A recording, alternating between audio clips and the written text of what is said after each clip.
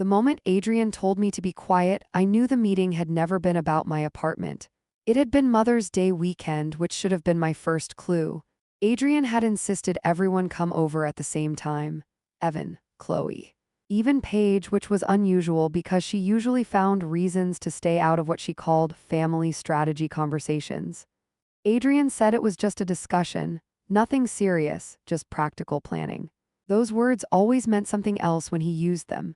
They sat together on the couch as if they'd rehearsed the formation. Adrian in the center, confident, relaxed.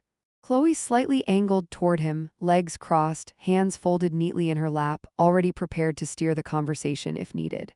Evan took the chair by the window, not quite inside the circle, his eyes moving everywhere except toward me. I stayed standing. Not because I wanted to be dramatic, but because something in my body told me not to sit down. As if sitting would mean surrendering a position I didn't even realize was being challenged yet. Adrian cleared his throat and smiled the way he does when he thinks he's being reasonable. "Mom," he said, "we've been talking."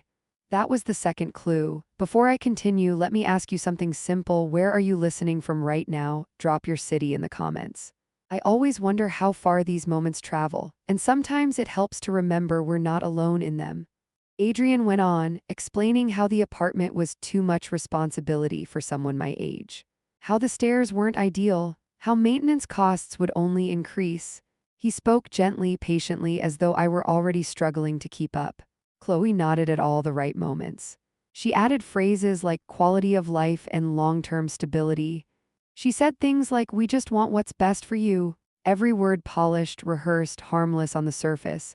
Evan said nothing. I listened. I always listen first. When Adrian finally paused, I said calmly, "I've lived here for 27 years. I manage just fine."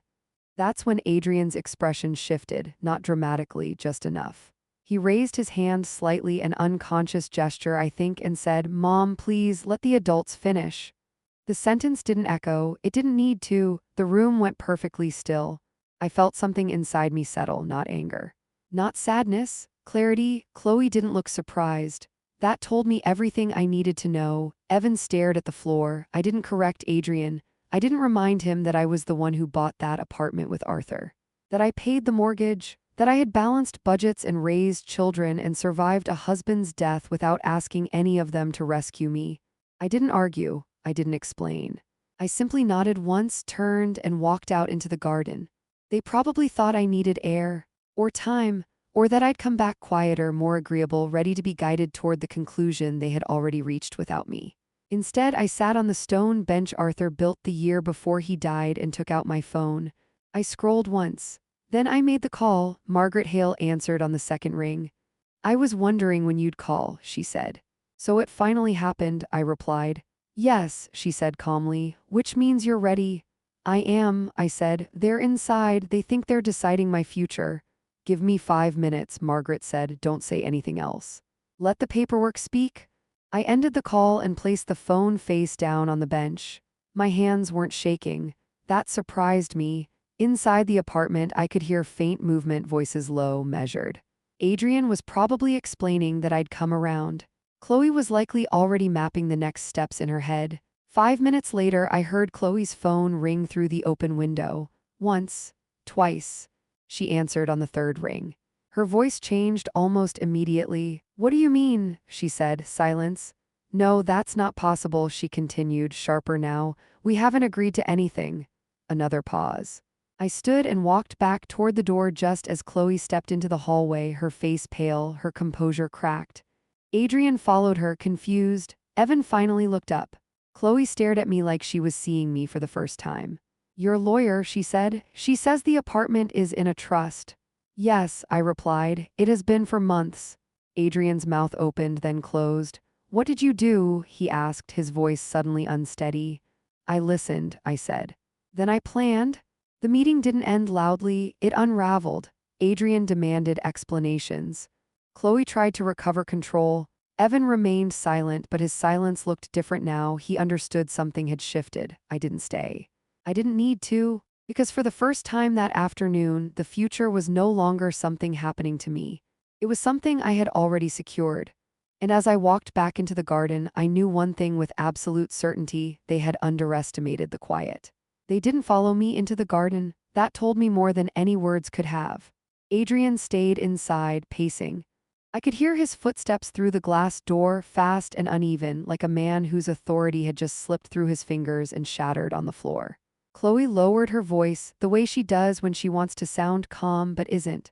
Evan finally sat down, shoulders slumped, staring at nothing. I remained outside, watching the leaves move in the afternoon breeze, grounding myself in something real.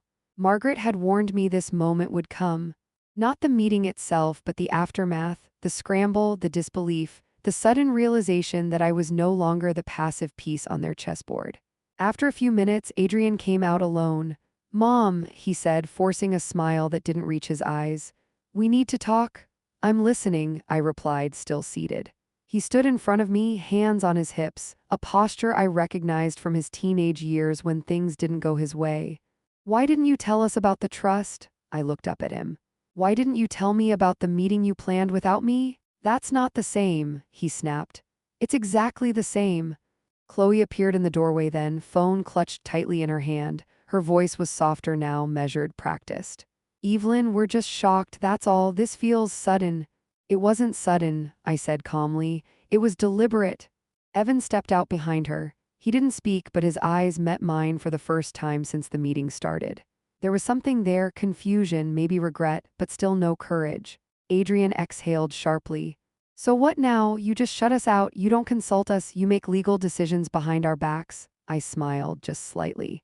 "You just described exactly what you were doing to me." Silence. Chloe recovered first, she always does. "We were trying to help, you're alone, this apartment is mine," I interrupted. "And I'm not alone. I'm independent." "You're 72, she said, the number hanging in the air like a verdict. "And still capable of thinking," I replied. Adrian rubbed his face. "This doesn't make sense. Why a trust? Why not just talk to us?" "Because when I tried to talk," I said, my voice steady, "I was told to be quiet." That landed. Evan shifted uncomfortably. Chloe's jaw tightened. "You're overreacting." "That was said in the heat of the moment." "No," I said. "It was said when you thought I had no power." Adrian took a step closer. "Are you doing this to punish us?" I stood up slowly. "I didn't do this to punish anyone. I did it to protect myself." The word protect seemed to unsettle them more than punish ever could. Chloe tried a different approach. "What about family? What about trust?" "I trust people who show up when it matters," I replied. "Not people who plan my future like a transaction." Adrian's voice rose. "So what, we're villains now?" "No," I said quietly. "You're adults who made assumptions. And assumptions have consequences." The conversation went in circles after that. Adrian argued, Chloe reframed, Evan stayed silent. It felt like talking to a wall I had finally stepped away from. Eventually they left, not dramatically. No shouting, no slammed doors, just confusion, resentment, and a promise that this wasn't over. The apartment felt different after they were gone. Quieter, lighter. That evening Margaret called. "They'll push back," she said. "Expect pressure." "I know," I replied. "I'm ready." "You did everything right," she assured me. "But be prepared, when people lose control, they reveal who they really are." She was right. The calls started the next morning. Adrian first, then Chloe, then Adrian again. I didn't answer. By the third day, Evan called. "Mom," he said softly when I picked up. "I didn't know they were going to talk to you like that." "I know," I said. "I should have said something?" "Yes," I replied. "You should have." Silence stretched between us. I didn't want to make things worse," he finally said. "They were already worse," I said gently. "You just chose not to see it." That night I slept better than I had in months. Not because things were resolved, but because I had stopped pretending. And somewhere deep inside, I knew this wasn't the end of the conflict. It was only the moment they realized I was no longer asking for permission. The first letter arrived 3 days later. It wasn't handwritten. That alone told me it wasn't from Evan. It was typed, formal, and folded too carefully, Chloe's signature all over it. She's always believed presentation could soften intention, that if something looks reasonable enough, it becomes reasonable. I didn't open it right away. I made tea first. I sat at the small kitchen table by the window and watched the street below, the same way I used to when the children were young and I waited for them to come home from school. Back then, waiting felt hopeful. Now it felt deliberate. When I finally opened the envelope, the words were exactly what I expected. "We're worried about you. This situation feels extreme. Families don't operate through lawyers. Adrian is very hurt. We just want to resolve this peacefully." Not one sentence asked how I was, not one acknowledged what had been said to me in that meeting. The letter wasn't an apology, it was a repositioning. I folded it back into the envelope and placed it in the drawer with the others' documents, notes, dates. Margaret had taught me early on, when things turn quiet, documentation becomes your voice. That afternoon, Evan stopped by. He didn't call first, he never does. He rang the bell once and waited, hands in his pockets, eyes down. When I opened the door, he looked relieved just to see me. "I won't stay long," he said quickly. I needed to check on you." I stepped aside to let him in. He stood in the living room as if he weren't sure where to sit anymore. This used to be his space too, bare feet on the couch, remote in hand, complaining about dinner being late. Now he hovered like a guest who knew he'd overstayed before. "They're angry," he said. "I know. They don't understand why you did this." "I understand why I did it," I replied. "That's enough." He nodded, then hesitated. "Chloe thinks you've been influenced." I looked at him. "By whom?" He didn't answer immediately. "She thinks Margaret put ideas in your head." I smiled faintly. "Margaret helped me put boundaries on paper. The ideas were already there." He sat down finally, elbows on his knees. "Adrian's talking about options." "That word again," I said. "Options?" "He thinks there has to be a way around the trust." "There isn't. He doesn't believe that." I leaned back in my chair. "Belief doesn't change legality." Evan exhaled slowly. "He's not thinking clearly." "No," I agreed. "He's thinking desperately." That was when I realized something important. This wasn't about the apartment anymore. It was about control. When Evan left, the quiet returned, but it didn't last long. The next morning, Margaret called earlier than usual. "They contacted my office," she said without preamble. I closed my eyes. "Adrian?" "Yes." "And Chloe, what did they say?" "That they want to review the trust, that they believe you were under emotional stress when it was created." I let out a slow breath. And I told them any further communication should go through me," she continued calmly. "I also reminded them that the trust was established months before the meeting, with evaluations, witnesses, documentation." "They won't stop," I said. "No," Margaret replied, "they won't." "Not yet." After we hung up, I sat very still. This was the phase I had prepared for, the one where politeness ends and pressure begins. By the end of the week, the tone shifted. Adrian stopped calling. Instead, messages started arriving from extended family. A cousin asking if I was doing okay. An aunt suggesting I reconsider before things get ugly. People who hadn't visited in years suddenly concerned about my well-being. The pattern was obvious. I wasn't hurt by it. I was disappointed by how predictable it was. One evening, as I was watering the plants on the balcony, my phone rang again. Unknown number, I answered. "Mom," Adrian said. His voice was different, lower, controlled, almost rehearsed. "We need to talk, all of us." "I don't attend ambushes anymore," I replied. "This isn't an ambush," he insisted. "It's a conversation."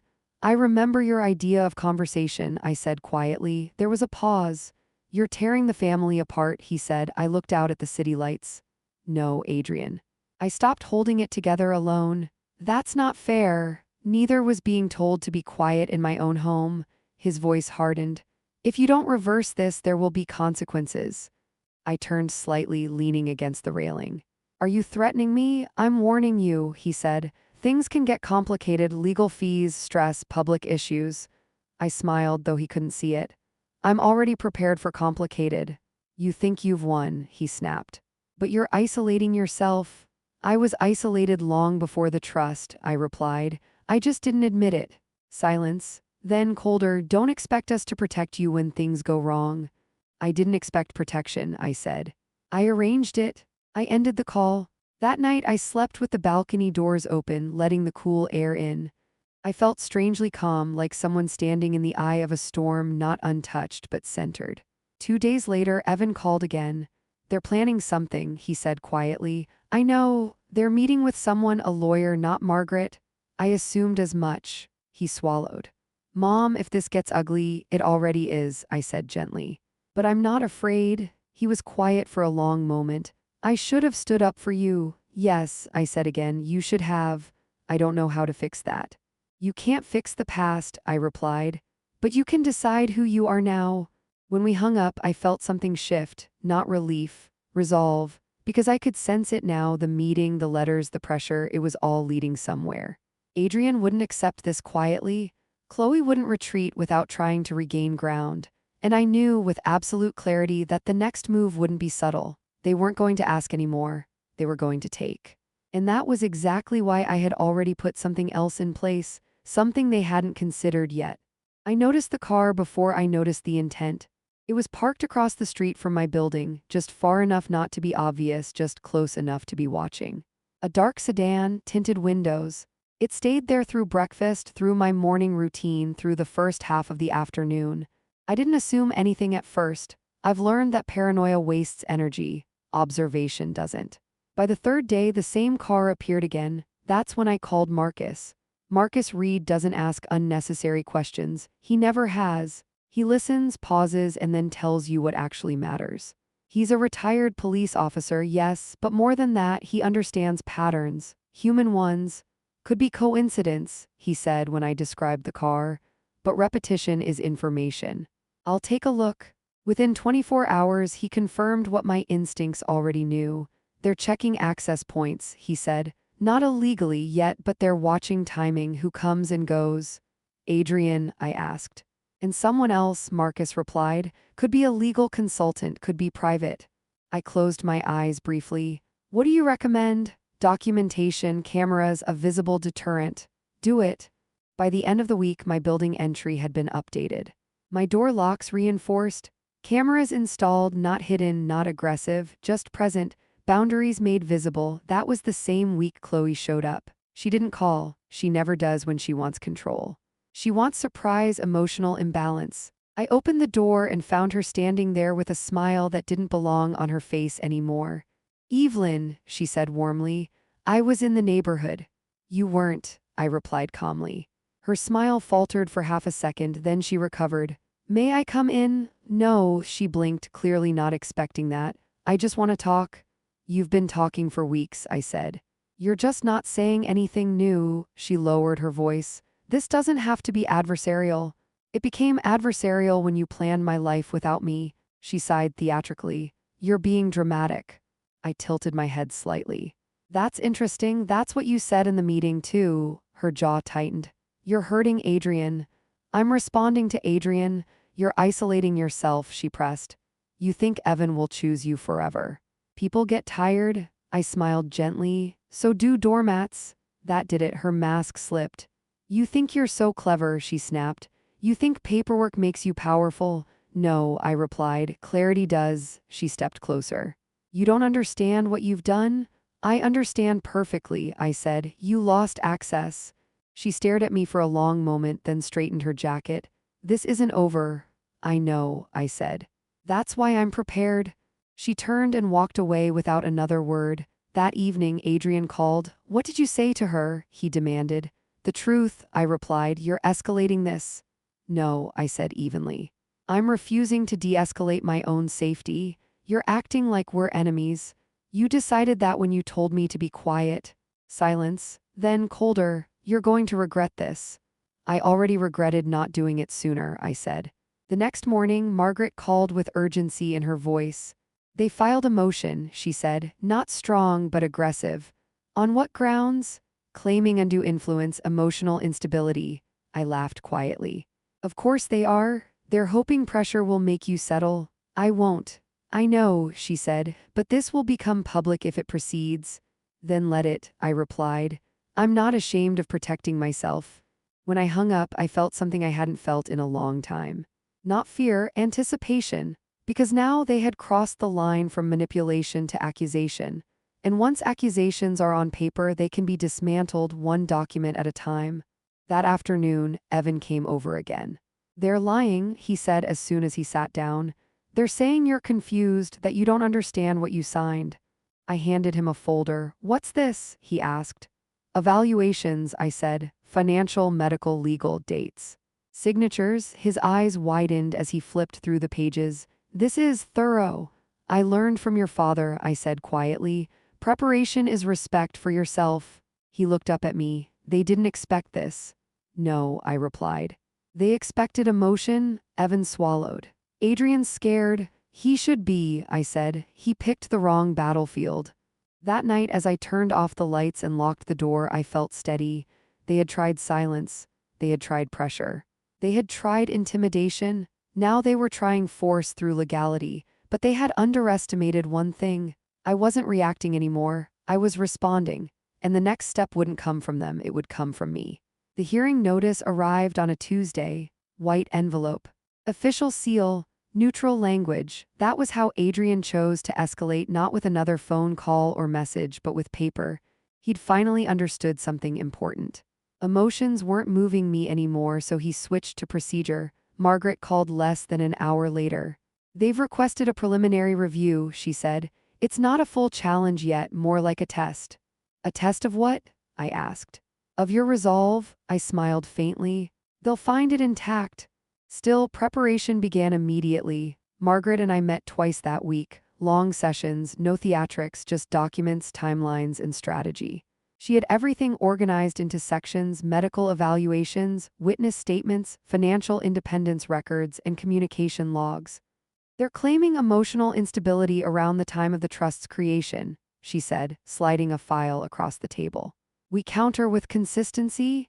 Consistency had always been my strength. I'd lived in the same apartment for 12 years, paid my bills on time, volunteered at the same community center for nearly a decade, filed taxes without error, never missed a medical appointment.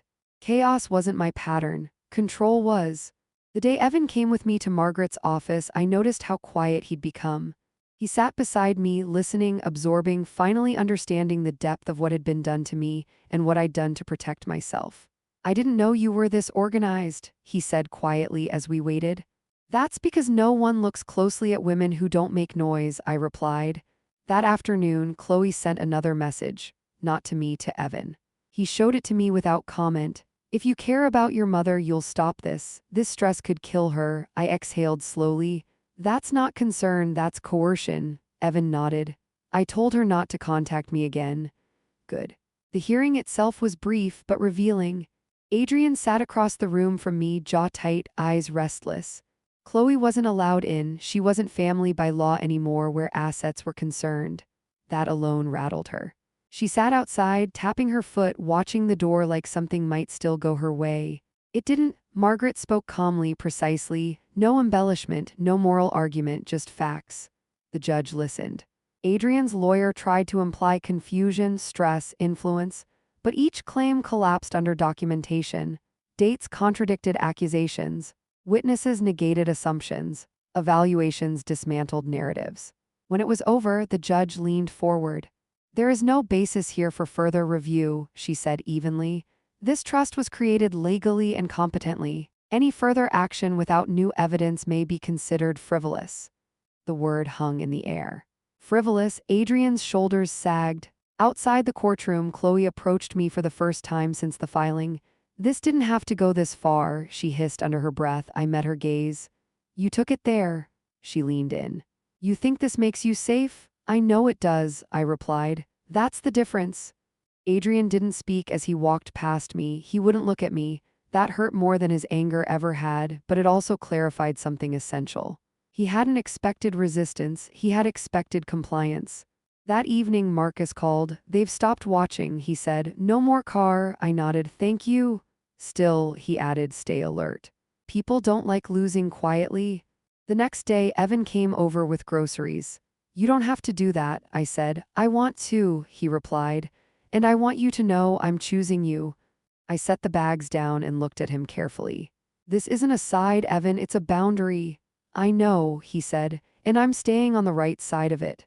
That night I slept deeply, not because the danger was gone, but because I had proven something to myself. I could withstand pressure. I could outlast manipulation, I could say no and survive the consequences.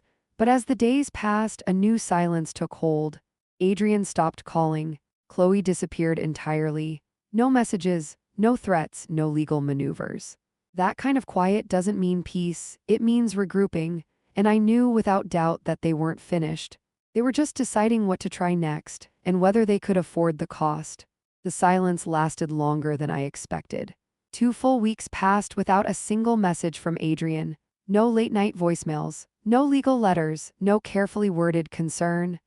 Chloe vanished completely, which told me more than her presence ever did. People like her don't retreat unless they're recalculating. Evan noticed it too. They're planning something, he said when he stopped by one afternoon. Adrian doesn't just stop. I know, I replied. He's waiting for leverage. That leverage arrived in the form of a phone call from someone I hadn't spoken to in years. My sister-in-law, Adrian's aunt. She spoke softly, sympathetically, too sympathetically. I just wanted to check on you, she said. Adrian's very worried. He says you've been withdrawn. Withdrawn, the word felt chosen. I've been peaceful, I corrected. Well, she continued, families go through phases. It might help to meet and talk things through. No lawyers, no paperwork. I smiled to myself. This wasn't concern, it was triangulation. I don't meet without representation anymore, I said calmly. But thank you for calling. Her tone cooled. You know this doesn't look good, right? I know exactly how it looks, I replied, and I'm comfortable with it. She hung up without another word. That evening, Margaret confirmed what I already suspected. They're testing social pressure now, she said, trying to isolate you emotionally. They're late, I replied. I already did that work myself. Margaret paused.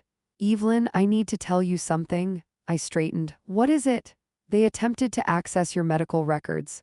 My jaw tightened. How? Through an informal inquiry, no authorization, it was denied immediately. I exhaled slowly. They're trying to build a narrative. Yes, she said, one where concern turns into control. The next morning, Marcus installed an additional camera near the side entrance. Subtle, legal, visible enough to discourage curiosity. You're not paranoid, he said. You're ahead of the curve. That afternoon, Adrian finally called. I let it ring once, twice, then I answered. Mom, he said, voice carefully neutral. We need to reset? No, I replied. You need to accept. He exhaled sharply. This has gone too far. You filed motions against me, I said. You don't get to decide when too far begins. I'm trying to de-escalate. You escalated by questioning my competence, I replied. That door doesn't reopen. There was a pause, then his voice softened. What do you want? I thought for a moment. Respect, distance, and no more interference. That's not realistic. It's non-negotiable. You're cutting yourself off from family. I'm choosing which family has access to me. His tone changed. If you keep this up, people will start asking questions.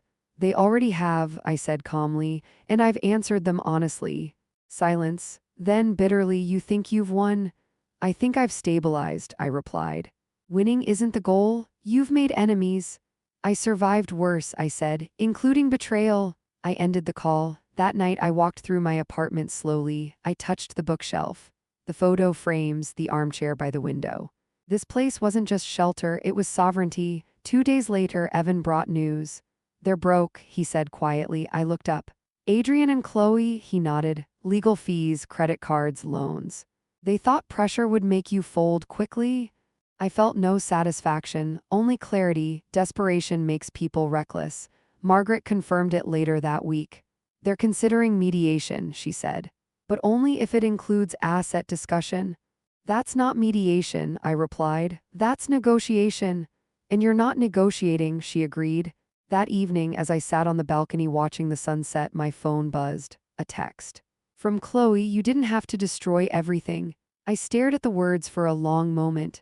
Then I typed a single reply. I protected myself. Everything else was already broken. I blocked her number.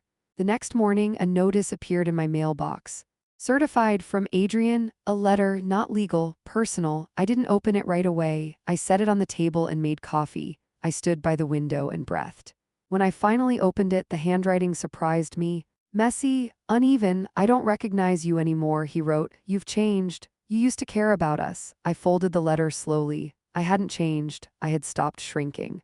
That realization settled deep inside me, solid and unshakable. And as the days went on, I understood something else. They weren't trying to get their way anymore. They were trying to rewrite the story. And I was no longer willing to let them hold the pen. The letter sat on my kitchen table for 3 days. I didn't reread it. I didn't tear it up. I didn't respond. I let it sit there, unopened again after the first reading, because sometimes the most powerful reply is refusal to engage. On the fourth morning, Evan came over with news that confirmed what I already felt in my bones. "They're telling people you're unstable," he said quietly. I didn't flinch. "Who?" I asked. "Friends of theirs, distant relatives. Anyone who'll listen?" He paused. "They're saying you've been manipulated, that you're being isolated, that someone needs to step in before you make irreversible mistakes." I nodded slowly. "That's the narrative phase? The what?" "When control fails," I said, "people attack credibility." Evan sat down heavily. "It's not fair." "No," I replied, "but it is predictable." By noon, Margaret had already confirmed it. "They're laying groundwork," she said. "Nothing actionable yet, but they're positioning themselves as concerned family." "And me as what?" I asked. "A confused elderly woman," she replied carefully. I laughed, not bitterly, not angrily.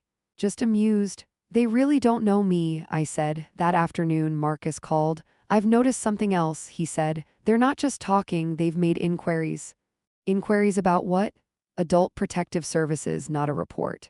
"Just questions." My grip tightened around the phone. "That's a line." "Yes," Marcus agreed, "and they know it."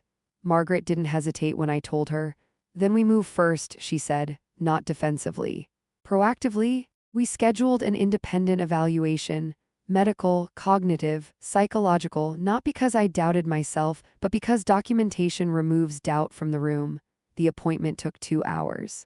At the end, the doctor smiled and said, "You're sharper than most people half your age." I thanked him and asked for 3 certified copies. Margaret added them to the file. That week, I did something else I hadn't planned. I hosted dinner. Not for Adrian, not for Chloe, for people who had shown up. Evan came, so did 2 neighbors, a woman from my volunteer group. Marcus stopped by briefly, respectful and unobtrusive. Laughter filled the apartment, real laughter. Unforced. That was when I realized how narrow my world had become without me noticing. How much energy I'd spent managing other people's expectations instead of building my own life. Later that night, after everyone left, Evan lingered. "They won't stop," he said quietly. "I know," I replied. "But neither will I." 2 days later, the message came, not a letter, not a call, an email forwarded to me by Margaret. Adrian had formally requested a welfare check. My heart didn't race, my hands didn't shake, I felt resolved. "They're desperate," Margaret said, "and reckless." "Let them come," I replied. The officer arrived the next morning, polite.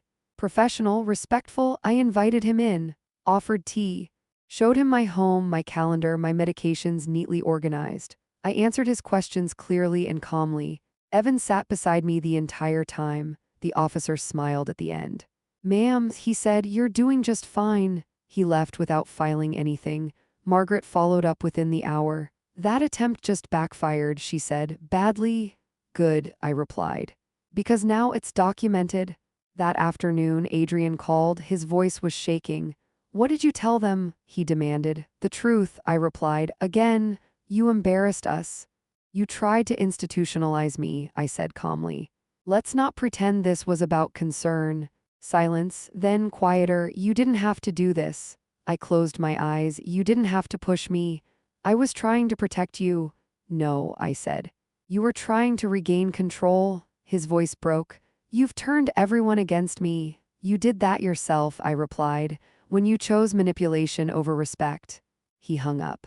That night, I sat alone in the living room, lights dim, city glowing outside the window. I wasn't afraid anymore. They had used every tool they had. Pressure, shame, law, authority, and none of it had worked. What they hadn't realized was this. I wasn't fighting them. I was finishing something I should have done years ago, and there was only one step left. The last step wasn't dramatic. There was no confrontation, no raised voices, no final speech meant to wound or win. It happened quietly, the way most permanent decisions do. On a Thursday morning, with sunlight pooling across the kitchen floor, I sat at the table with a single sheet of paper in front of me. My coffee had gone cold, untouched, not because I was nervous, but because I was focused. Margaret had prepared everything. All I had to do was read, understand, and sign. The document wasn't about punishment. It wasn't about revenge. It was about clarity. I signed my name slowly, deliberately. When I finished, I didn't feel relief. I felt alignment, like my actions had finally caught up to my understanding. I called Evan afterward. "It's done," I said. He didn't ask what it was, he already knew. "Are you okay?" he asked. "I am," I replied. "Better than okay." There was a pause, then, "I'm proud of you, Mom." That meant more than he probably realized. The fallout came exactly as Margaret predicted. Adrian received formal notice that any further attempts to interfere, legal, medical, or social, would be considered harassment. Chloe was named explicitly. Boundaries, once written down, become enforceable. They didn't respond. Not immediately. Weeks passed. The city moved through seasons. The leaves outside my window changed color. My routines settled into something steady and mine. Yoga on Tuesdays, volunteering on Fridays, dinner with Evan and his family every other Sunday. I started sleeping through the night again. Then, one afternoon, a letter arrived, handwritten, from Adrian. I recognized the handwriting instantly, tight, uneven, as if the pen had been gripped too hard. I opened it without ceremony. It was shorter than the others. No accusations, no justifications, just a few lines. "I don't agree with what you did, but I understand why you did it. I don't know how to fix what I broke. I'm sorry." I read it once. Then I placed it back in the envelope and set it in the drawer with the rest. Not because it didn't matter, but because apologies don't undo damage. Change does. Evan asked me later if I plan to respond. "Not yet," I said. "Words come after consistency." He nodded. "He's learning." Months went by. Adrian stopped trying to control the story. Chloe disappeared entirely. New circles, new narratives, no place left to leverage mine. The noise faded, and in that quiet, something unexpected happened. I expanded. Not outwardly, no big trips or announcements. Internally, I took a class I'd always postponed, reconnected with people I'd let drift away. I stopped explaining myself to anyone who hadn't earned the explanation. One evening, as I stood on the balcony watching the city lights flicker on, I realized something profound. I wasn't waiting anymore, not for approval, not for repair, not for permission. I had built a life that didn't require anyone else's validation to feel complete. Adrian called once more months later. This time, his voice was different. Quieter, uncertain. "I'm not calling to ask for anything," he said. "I just wanted you to know I'm in therapy." I let that sit. "That's a good start," I replied. "I know I can't undo what I did," he continued. "I just want to be better than that man." I closed my eyes briefly. "Then keep going," he hesitated. "Do you think one day we could talk?" "We are talking," I said, "just not pretending." After the call, I felt no surge of hope, no fear of disappointment, just steadiness. That's how you know you're no longer trapped in the cycle. You stop needing outcomes. You start trusting your footing. The final decision I made came quietly too. I updated my will, not to exclude, not to provoke, but to reflect the life I was actually living. Community, stability, purpose. Evan remained part of it, not by default but by choice and effort. Adrian's place was conditional, defined by behavior, not blood. When I finished, I didn't feel old. I felt established.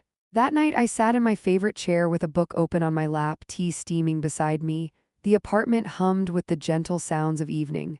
This was my life.